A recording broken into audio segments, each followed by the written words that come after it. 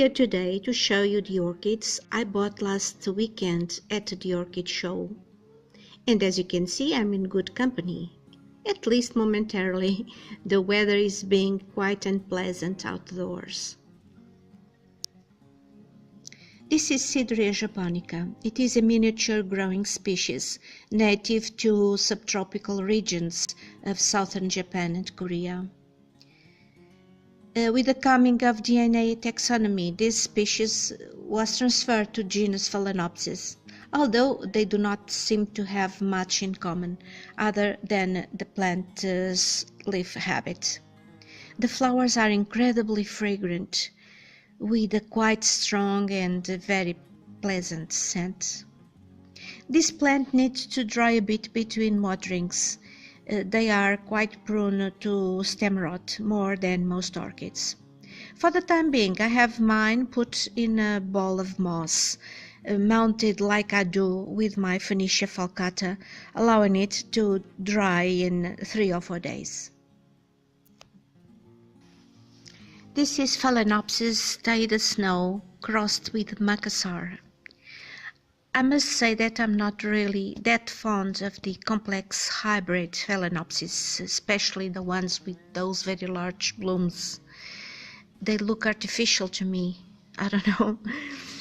And I much prefer the species or the primary hybrids, as they look simple and they have that wild look. This Phalaenopsis is a cross between 2 primary crosses, and I loved the bloom with its very simple and lovely pattern. This is another Phalaenopsis I decided to buy. It is known as Leodoro, but the real registered name is Sweet Memory. It's a cross between the 3 species, and the blooms are very, very beautiful. It's been a long time I was trying to get it.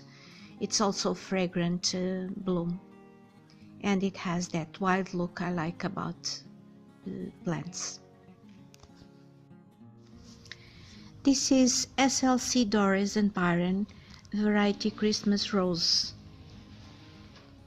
SLC is the abbreviation used to describe hybrids with parentage from 3 species, Sophronitis, Laelia and Cattleya.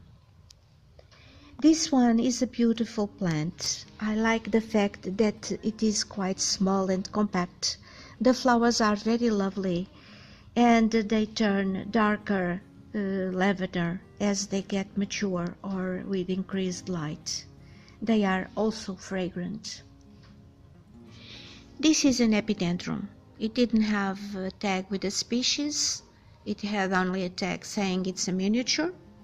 But I like the plant. It has a very good size, and it has several new growths.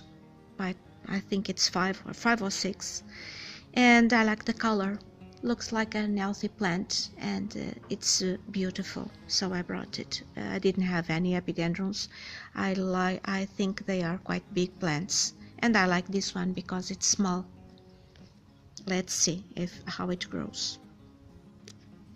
This is Dendrobium fleckeri crossed with Kingianum. I got it, although it's not in flower. I got curious, I guess, to know what would it be, the bloom of such a cross, being fleckeri yellow and Kingianum dark pink. There's not much to it. Let's see how it goes in the future. This plant is a bulbophyllum. It's my first in this genus. It's a primary cross of 2 species native to Southeast Asia, and it will be quite interesting to see the blooms.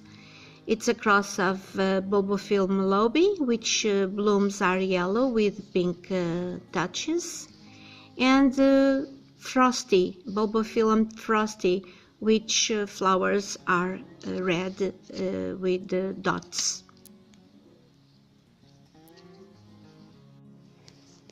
This is Bifrenaria harrisoniae. It's a species native to Brazil. It's a cool grower, and it is supposed to be a big plant.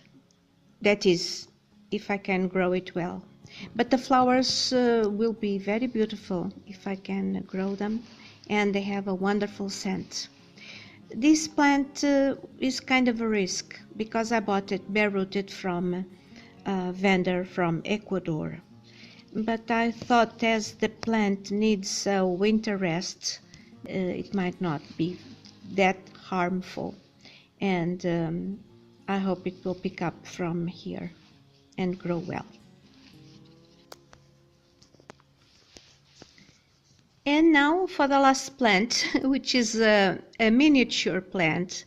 It's a Sophronitis coccinea crossed with Sophronitis mantiqueira.